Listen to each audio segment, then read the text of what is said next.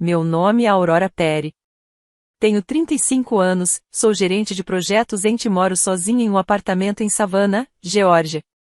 No último Natal, entrei na casa histórica da minha família, o ar tomado pelo cheiro de pinho e canela, esperando encontrar acolhimento. Em vez disso, recebi uma facada no coração. Meu pai se inclinou sobre a mesa de jantar, os olhos brilhando de crueldade, e disse: "Se não fosse por pena, Aurora, você nem estaria aqui." A sala ficou em silêncio. Minha mãe deu um sorriso de desdém. Minha irmã entrou na conversa, com a voz afiada. Você devia se sentir sortuda por ter sido convidada." Senti cada palavra me cortar fundo, como uma lâmina girando dentro do peito. Mas eu não chorei. Não implorei. Apenas dei um gole no vinho, deixei um sorriso se formar nos lábios e me levantei em silêncio. Naquele instante, soube que tudo havia mudado. Horas depois, já sozinha no meu apartamento, tomei uma decisão que garantiria que minha família nunca mais me veria da mesma forma. Se a sua própria família zombasse e o humilhasse assim, o que você faria? Perdoaria, se afastaria ou faria eles pagarem? Deixe sua resposta nos comentários. Por mais de uma década, fui eu quem manteve minha família de pé. Tudo começou com um fundo de investimento familiar que criei depois de conseguir meu emprego de gerente de projetos em TI. Eu tinha 25 anos, recém-formada na pós-graduação e ingênua o suficiente para acreditar que juntar nosso dinheiro nos aproximaria. Coloquei todas as minhas economias, $20.000 para começar. Meu pai, James, e minha mãe, Linda, não contribuíram com nada. Minhas irmãs, Eli, a mais velha, e Ava, a caçula, também não colocaram um centavo. Minha tia Janete chegou a depositar algumas centenas de dólares uma vez e agiu como se tivesse feito um grande sacrifício. O fundo deveria servir para cobrir despesas compartilhadas, como a manutenção da casa histórica da família em Savannah, mas acabou se transformando em outra coisa, o caixa eletrônico pessoal deles. Eu administrava cada detalhe. Pagava os impostos da casa $3.000 por ano porque meus pais diziam estar sem dinheiro. Cobria também as contas de utilidade, da luz à água, mais $500 por mês. Minha mãe ligava com a voz despreocupada, dizendo que a energia estava prestes a ser cortada. Eu acessava o site, fazia a transferência e, com sorte, recebia um obrigada murmurando. Na maioria das vezes, era só silêncio. Meu pai nunca reconhecia nada. Apenas acenava com a cabeça quando eu visitava, como se fosse simplesmente minha obrigação. Eli era ainda pior. Usava o fundo como se fosse sua linha de crédito pessoal, bolsas de grife, finais de semana em Charleston, até um celular novo. Todos os anos, milhares de dólares evaporavam. Ela me mandava uma mensagem: "Ei, você pode cobrir isso?" E logo eu via cobranças de $2.000 em boutiques ou 500 em dias de spa. Eu anotava cada centavo, mas confrontá-la era inútil. Ela revirava os olhos, dizia que eu era obcecada por dinheiro e ia embora. Minha tia Janete não era tão descarada, mas suas compras online centenas de dólares em roupas, eletrônicos e até caixas de assinatura também se acumulavam. Nunca pedia, apenas assumia que eu pagaria. E havia Ava, minha irmã mais nova. Artista, sempre atrás de um novo projeto. Eu bancava seus materiais de arte, taxas de galeria, viagens para fazer contatos em Atlanta facilmente $1.000 por mês. Ela me abraçava, me chamava de salvadora, mas nunca ofereceu reembolso. Nenhuma vez. Eu repetia para mim mesma que estava tudo bem. Que estava ajudando a família, mantendo a paz, preservando o legado da casa. Mas, no fundo, eu sabia a verdade, eles não me viam como filha ou irmã.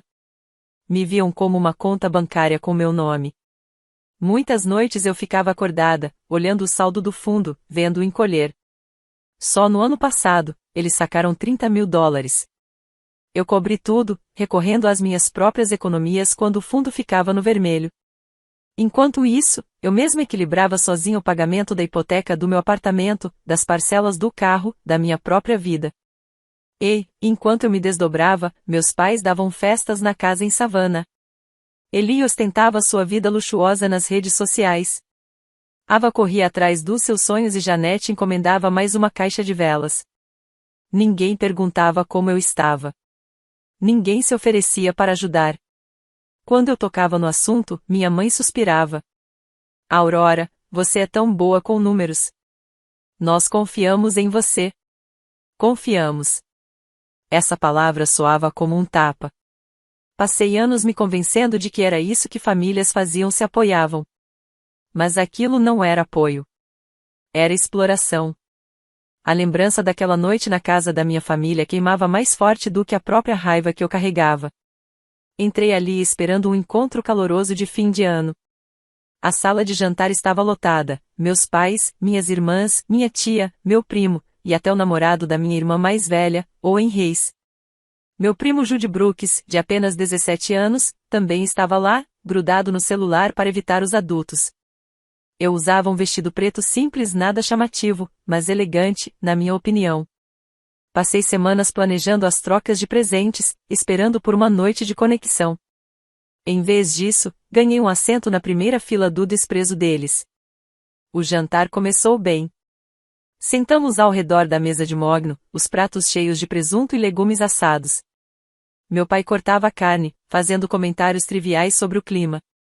Minha mãe passava a tigela de purê de batata, o sorriso tenso. Então Eli se inclinou, os olhos me analisando como se eu fosse uma prateleira de liquidação. Aura, disse ela, a voz pingando deboche, você pegou esse vestido num brechó? A mesa ficou em silêncio. Alguns garfos pararam no ar. Eu forcei uma risada, achando que ela seguiria em frente, mas não. Sério, parece até que você quer nos envergonhar. Minha mãe não perdeu o ritmo. Deu uma risadinha seca e zombeteira, os lábios se curvando enquanto bebia um gole da taça. Francamente, Aurora, você podia pelo menos ter tentado parecer apresentável, disse, num tom que cortou qualquer resquício de clima festivo. Meu pai assentiu, o maxilar contraído como se estivesse concordando com uma verdade óbvia. Ela tem razão, murmurou, sem nem me olhar. Cada palavra caiu sobre mim como um soco, pesado e calculado. Senti meu rosto queimar, o peito apertar, mas mantive a expressão firme. Ava estava sentada à minha frente, cutucando a comida. Não riu, não entrou na zombaria, mas também não me defendeu. O silêncio dela doeu quase tanto quanto as palavras. Janete se ocupava com o prato, fingindo que não tinha ouvido nada. Jude ergueu os olhos do celular por um instante, nossos olhares se encontraram por um segundo, antes que ele voltasse a se esconder na tela. Owen se remexeu desconfortável, pigarreou, mas não disse nada. O ambiente parecia encolher, o ar mais denso, como se eu estivesse diminuindo sob os olhares deles. Eu poderia ter rebatido. Poderia ter lembrado que metade da comida daquela mesa tinha sido paga por mim, que era meu dinheiro que mantinha as luzes acesas naquela casa. Mas não fiz isso. Fiquei ali, mãos cruzadas no colo, deixando as palavras deles me atravessarem. O sorriso debochado de Eli, a risada da minha mãe, o acordo frio do meu pai. Eles não estavam apenas zombando do meu vestido. Estavam zombando de mim, do meu papel naquela família, da minha própria existência. Durante anos, repeti para mim mesma que as provocações eram inofensivas, que eles não diziam aquilo de verdade. Mas, naquela noite, ficou claro, eles me viam como alguém menor. Menos digna. Menos importante. Menos que eles. Levantei-me da mesa, dizendo que precisava de ar, e fui até o corredor.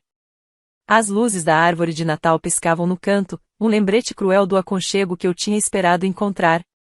Encostei na parede, a respiração irregular, repetindo mentalmente as palavras que tinha acabado de ouvir. Brechó, nos envergonhar, não se encaixa. Cada uma delas alimentava algo dentro de mim, algo que eu tinha enterrado sob anos de fingir ser a filha perfeita. Eu não estava apenas ferida. Eu estava decidida. Decidida a não deixar mais que eles me pisassem. Decidida a parar de fingir que a crueldade era aceitável. Ali, parada no corredor, eu fiz uma escolha. Não iria deixar aquilo passar. Não dessa vez. Mais tarde, de volta ao meu apartamento, tirei os sapatos, ainda com o eco das palavras da minha família zunindo nos ouvidos. Meu laptop estava no balcão da cozinha, a tela apagada, mas como se me chamasse. Abriu, a luz iluminando meu rosto quando entrei no portal do fundo de investimentos da família. Meus dedos se moveram rápidos, guiados por uma clareza que eu não sentia há anos. Troquei o código de acesso principal, bloqueando todas as contas vinculadas. Ninguém mais tinha conhecimento técnico para gerenciar aquele fundo. Meus pais mal usavam o e-mail. Minha irmã mais velha achava que até 100 era incômodo demais. Minha irmã mais nova estava ocupada demais pintando para se importar. O fundo agora era meu para controlar. E eu estava farta de compartilhar. Abri o histórico de transações, curiosa, mas nada surpresa com o que encontrei. Os números contavam uma história pior do que eu imaginava. No último ano, $60.000 tinham desaparecido. Minha mãe havia retirado 8.000 para reformas na casa que nunca aconteceram. Cortinas novas não contam. Meu pai tinha sacado 5.000 para uma associação em um clube de golfe que mal usava. As despesas de Lee eram as piores. 22.000 em hotéis de luxo, roupas de grife e uma viagem para Miami da qual ela fez questão de se gabar nas redes sociais. Minha tia acumulou 4.000 em assinaturas eletrônicos, enquanto os projetos artísticos de Ava taxas de galeria, materiais, viagens engoliram mais 21.000.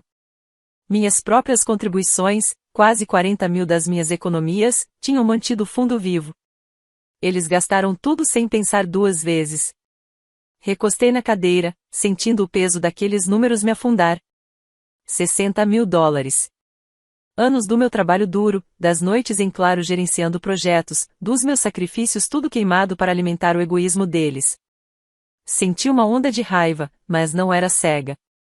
Era direcionada. Abri meu e-mail e rascunhei uma mensagem para o advogado com quem já havia trabalhado antes, Michael Ward.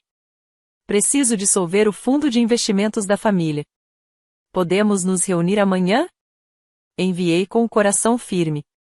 Michael era inteligente, discreto e sabia lidar com estruturas financeiras complexas. Ele tinha me ajudado a criar o fundo anos atrás. Agora, me ajudaria a acabar com ele. Enquanto aguardava a resposta, fui mais fundo nas configurações do fundo. Revoguei todos os usuários autorizados, meus pais, Eli, Ava, minha tia. Cada clique era como soltar um peso que eu carregava há tempo demais. Ativei a autenticação em 2 etapas, vinculando-a apenas ao meu celular. Às 23 horas, o fundo estava trancado, inacessível para qualquer um além de mim. O e-mail de Michael chegou logo depois, disponível às 9 horas. Vamos conversar. Confirmei a reunião e fechei o laptop. O silêncio no meu apartamento tinha outro tom agora. Não era pesado. Era liberdade. Não contei nada à minha família. Nenhuma palavra. Eles não mereciam aviso. Durante anos, me usaram, zombaram de mim, tomaram meu dinheiro enquanto me tratavam como invisível. O sorriso falso da minha mãe, os acenos indiferentes do meu pai, as exigências sem fim de Eli, o silêncio conveniente de Ava, a cobiça discreta da minha tia todos tiveram sua parte nisso. Pensei em ligar para eles, dar uma chance de se explicar, mas qual seria o sentido? Nunca me enxergaram como mais do que um recurso. Eu não iria implorar pelo respeito deles agora. Enquanto encarava meu celular, senti a mudança. Não era só sobre dinheiro. Era sobre retomar minha vida. Passei tempo demais tentando conquistar a aprovação deles, acreditando que meus sacrifícios me fariam ser valorizada. Mas naquela noite, eu enxerguei a verdade, o amor deles tinha preço, e eu estava farta de pagar. Trancar o fundo foi o primeiro passo. Dissolvê-lo seria o último. Eu não estava apenas cortando o acesso deles. Eu estava me libertando. Na manhã seguinte, meu celular começou a vibrar antes mesmo que eu terminasse o café. Eu já sabia, a tempestade estava chegando. Às 8 da manhã, minha tela já estava cheia de notificações. Minha mãe tinha ligado 6 vezes, deixando recados de voz que eu nem me dei ao trabalho de ouvir. Tomei um gole do meu café, deixando o silêncio do meu apartamento em Savannah me envolver. Eu havia bloqueado o fundo de investimentos da família na noite anterior, e as consequências estavam chegando mais rápido do que eu imaginava. Não me senti culpada, nem por um segundo. Eles tiveram anos para me tratar como família, e não como carteira. Eli foi a primeira a sentir o impacto. Tinha ido ao shopping o Galorp, provavelmente para comprar mais uma bolsa caríssima, mas o cartão vinculado ao fundo foi recusado no caixa. Às 8h15, recebi uma mensagem furiosa dela. O que houve com a conta? Arruma isso agora. Consegui até imaginar a cena, ela ali, o rosto vermelho, segurando o celular enquanto a atendente dava de ombros. Eli não estava acostumada a ouvir não. A vida inteira dela tinha sido sustentada pelo meu dinheiro, e agora a rede de segurança tinha desaparecido. Eu não respondi. Que ela aprendesse a lidar. Ao mesmo tempo, meus pais também foram atingidos. A companhia de energia havia enviado um aviso para a casa em Savannah. A conta de luz, vencida no dia anterior, não tinha sido paga. Normalmente, eu teria coberto os $400 sem pensar duas vezes. Mas não naquele dia. Meu pai tentou me ligar, o número piscando na tela antes de eu silenciar. Logo depois, veio outro correio de voz da minha mãe, a voz dela cortante. Aurora, a companhia de energia está ameaçando cortar a luz. Faça alguma coisa. Ouvi essa só para captar o pânico infiltrado no tom dela. Não era um pedido, era uma ordem como sempre. Abri uma mensagem, digitei "Esse é o presente do Papai Noel" e enviei. Em seguida, bloqueei o número dela pelo resto do dia. Eu não estava no clima para desculpas. Ava mandou mensagem por volta das 8h30. O tom era mais suave, quase hesitante. Ei, por que não consigo acessar o fundo? Aconteceu alguma coisa? Fiquei olhando para aquelas palavras, esperando por um pedido de desculpas. Algum sinal de que ela entendia o quanto se beneficiou do meu trabalho enquanto ficava calada no jantar de Natal. Mas nada. Só mais uma tentativa de me empurrar a resolver tudo, de continuar financiando a arte dela sem questionar. Deixei-no visualizado. Ela não merecia uma explicação. Ainda não. Me recostei no sofá, a luz da manhã filtrando pelas persianas. As notificações continuavam chegando. Eli mandou outra mensagem, em caixa alta, exigindo que eu ligasse para ela. Ignorei. Até a vizinha dos meus pais, Dona Thompson, me escreveu nas redes sociais, dizendo que tinha ouvido minha mãe reclamar de um erro de cobrança. Eu quase ri. Erro? Não, isso foi intencional. Passei anos pagando pela vida deles luz, água, as compras de Eli, as taxas de galeria da Ava. Enquanto me zombavam, agora estavam enfrentando a realidade. E não era minha função amaciar a queda. O caos não era apenas financeiro. As mensagens de Eli insinuavam algo mais profundo. Ela mencionou um negócio que não conseguiria fechar sem o fundo. Eu sabia que andava tentando emplacar algum empreendimento paralelo, provavelmente mais um esquema para parecer rica sem levantar um dedo. Sem meu dinheiro, os planos dela estavam desmoronando. Meus pais também estavam se desesperando. Meu pai sempre se gabou da casa da família, agindo como se fosse ele quem a mantinha. Agora, com as contas se acumulando, teria que encarar as próprias mentiras. Eu me perguntava quanto tempo levaria até perceberem que eu não veria ao resgate. À medida que a manhã avançava, senti uma calma estranha. O pânico deles já não era mais meu problema. Eu havia dado tudo dinheiro, tempo, paciência e em troca recebi apenas desprezo. Trancar o fundo não era só cortar o acesso. Era traçar uma linha. Eles sempre presumiram que eu estaria lá, pronta para pagar pelos erros deles. Mas eu tinha terminado esse papel. Que sentissem o peso das próprias escolhas, assim como eu senti o peso das palavras deles. Ao meio-dia, a campainha tocou, aguda e insistente. Eu já sabia quem era antes mesmo de olhar.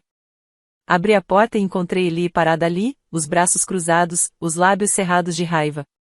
Tinha vindo direto do shopping, os óculos de grife empurrados para cima da cabeça, uma sacola pendendo do pulso vazia, claro. Os olhos dela se fixaram nos meus, e eu podia sentir a tempestade prestes a explodir. Afastei-me para o lado, deixando-a entrar no meu apartamento em Savannah, mas não ofereci um assento. Aquilo não era uma visita social. Você precisa destravar a conta, disse, a voz baixa, mas cortante, como se estivesse se segurando para não gritar. Meu cartão foi recusado em 3 lojas hoje. 3. Você sabe o quanto isso foi humilhante? Ela começou a andar pelo meu apartamento, os saltos batendo forte no piso de madeira. Eu me encostei no balcão da cozinha, braços cruzados, observando enquanto ela se desmanchava. Pela primeira vez, não senti vontade de apaziguar. Deixei que falasse, as palavras saindo num turbilhão.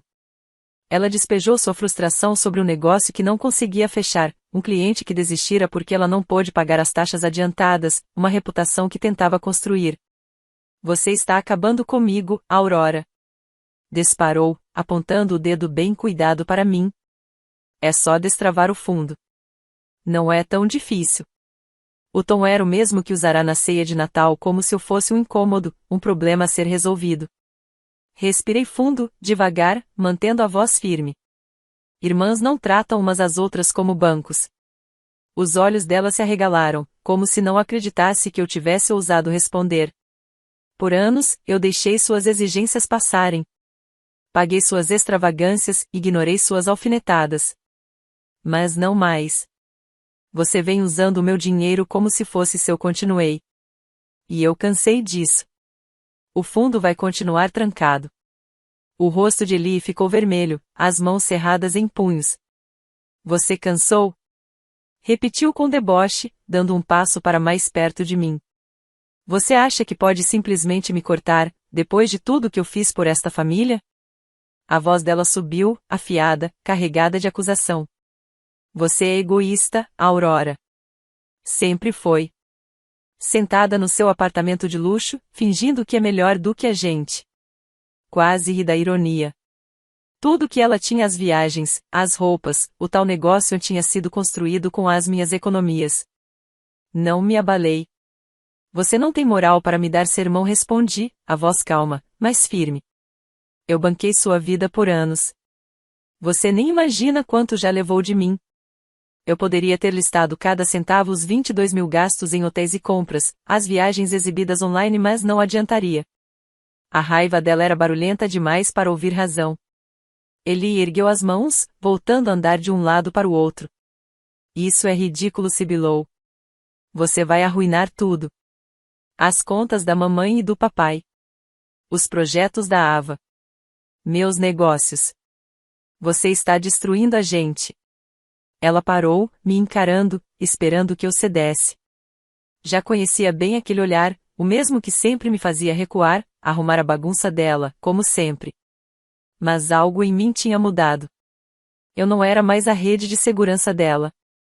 Saia, disse, apontando para a porta. Eli congelou, a boca entreaberta, como se não tivesse ouvido direito. Eu não vou destravar nada. Se vire. Minha voz não vacilou. E, pela primeira vez, vi um lampejo de incerteza nos olhos dela. Eli não estava acostumada a me ver firme. Você vai se arrepender disso, cuspiu, agarrando a bolsa. Você não é nada sem a gente. Ela marchou em direção à porta, os saltos ecoando ainda mais altos. Eu a segui, já com a mão na maçaneta. Ao sair, virou-se, o rosto retorcido de ódio. Isso não acabou, Aurora. Fechei a porta antes que dissesse mais alguma coisa, o clique da fechadura soando como um ponto final. Fiquei parada ali, sentindo o peso das palavras dela, mas elas não me quebraram. Por anos, deixei que todos eles definissem meu valor. Nunca mais. Eu havia traçado minha linha, e não voltaria atrás. Naquela tarde, às 2 da tarde em ponto, meu celular acendeu com uma mensagem inesperada. Era de Owen. Curta, mas carregada de significado. Verifiquei os registros do fundo. Você foi a única que colocou dinheiro. Obrigado, Aurora. Terminei com a Eli. Fiquei olhando para as palavras, pega de surpresa. Owen sempre tinha sido quieto, apenas uma presença discreta nos encontros de família, mas claramente prestava atenção. Eu não esperava que alguém notasse tudo o que eu havia feito pela família, muito menos que reconhecesse.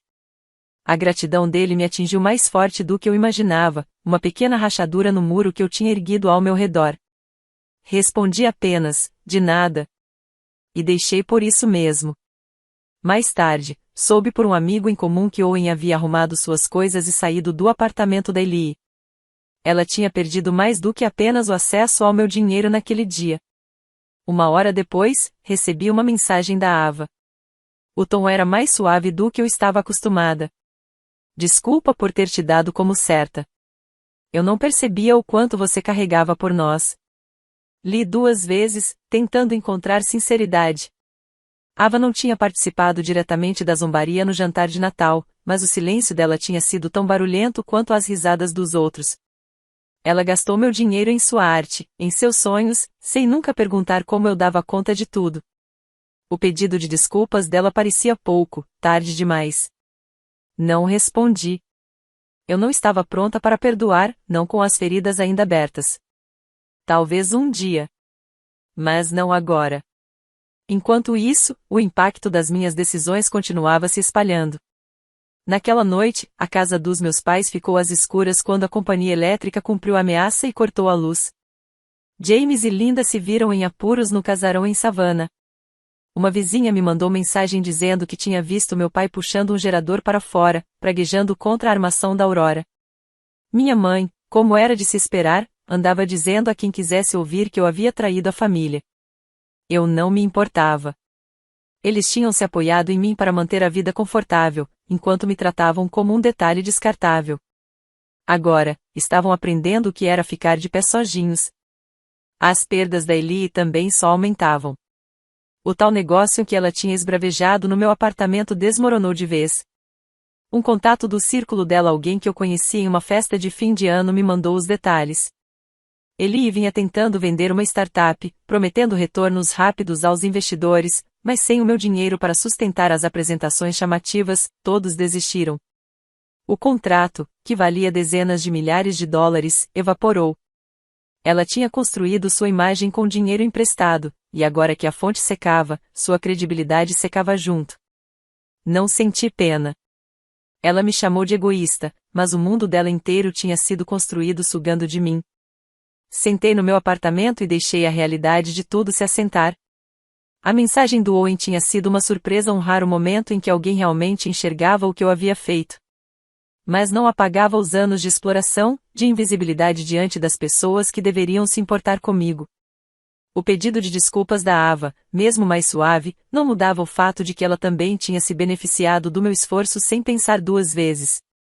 Já a raiva dos meus pais, o colapso da Ellie. Nada daquilo me fez sentir culpa. Pelo contrário, me trouxe clareza. Pela primeira vez, enxerguei a verdade sobre o meu lugar naquela família. Eu não era a salvadora, nem o caixa eletrônico deles. Eu era a Aurora. E isso era suficiente. O dia terminou em silêncio. Meu celular parou de vibrar, as notificações cessaram conforme a realidade da minha decisão se assentava sobre eles. Agora estavam enfrentando as consequências das quais eu os protegi por anos. Eu não sabia o que viria a seguir, talvez mais raiva, talvez pedidos de desculpa, mas não tinha mais medo. Eu já os carreguei por tempo demais. Agora era a vez deles se sustentarem sozinhos. Um mês depois, eu estava adaptada à minha nova vida. Meu novo apartamento, no bairro histórico de Savannah, era menor, mas tinha se tornado um lar. A varanda dava para uma rua tranquila, ladeada de carvalhos cujos galhos estavam cobertos de musgo espanhol. Eu tinha começado a pintar o cavalete montado ao lado da janela, recebia a luz da manhã que iluminava a tela. Não se tratava de ser boa, mas de criar algo que fosse meu. À tarde, cuidava do pequeno jardim da varanda, fazendo ervas e flores crescerem em vasos que eu mesma escolhi. Pela primeira vez em anos, eu estava vivendo para mim, não para atender às exigências dos outros. O único que manteve contato foi Jude. Ele mandava mensagens a cada poucos dias, contando novidades da vida em Atlanta ou perguntando sobre minhas pinturas. Às vezes ligava, a voz animada com histórias do novo emprego numa startup de tecnologia. Eu valorizava esse esforço, o jeito dele de não pressionar, nem se intrometer. Ele estava naquela ceia de Natal, quieto, observador, e nunca me pediu para consertar nada para a família. Isso o tornava diferente. Eu não precisava me explicar para ele, e isso já bastava. Numa manhã, enquanto regava meus vasos de manjericão, encontrei uma carta empurrada por baixo da porta. O envelope não tinha nome, nem remetente, apenas o meu nome escrito em uma caligrafia familiar. Abri esperando mais uma cobrança, mas o que encontrei foi um pedido de desculpas. As palavras eram vagas: desculpa pelos erros do passado, por ter te dado como certa. Ainda assim, carregavam um peso que eu reconhecia. Poderia ter sido da minha mãe, do meu pai, talvez até da Ava ou da Ellie. Mas eu não me importei em adivinhar. Coloquei a carta sobre o balcão da cozinha e deixei ali, sem resposta. As palavras escritas não poderiam apagar anos de uso, de desprezo, de ser colocada de lado. Eu não estava pronta para deixá-los voltar à minha vida. Talvez nunca estivesse. De pé na varanda, pensei no que tinha aprendido. Respeitar a mim mesma significava traçar limites, dizer não e me afastar quando fosse necessário. Eu havia passado tempo demais tentando manter a família unida, acreditando que era minha obrigação segurá-los. Mas eles nunca me enxergaram. Não de verdade. Cortar os laços não era apenas sobre dinheiro. Era sobre recuperar meu valor. Eu não era o banco deles nem a solucionadora dos problemas. Eu era Aurora. E isso bastava. Para quem ouve minha história, eu diria o seguinte: pense nos seus próprios limites. Quem está tirando mais do que você pode oferecer? Quem espera que você carregue o peso deles enquanto ignora o seu? Não é egoísmo se colocar em primeiro lugar. É sobrevivência. Trace suas linhas, mantenha-as firmes e não peça desculpas por isso.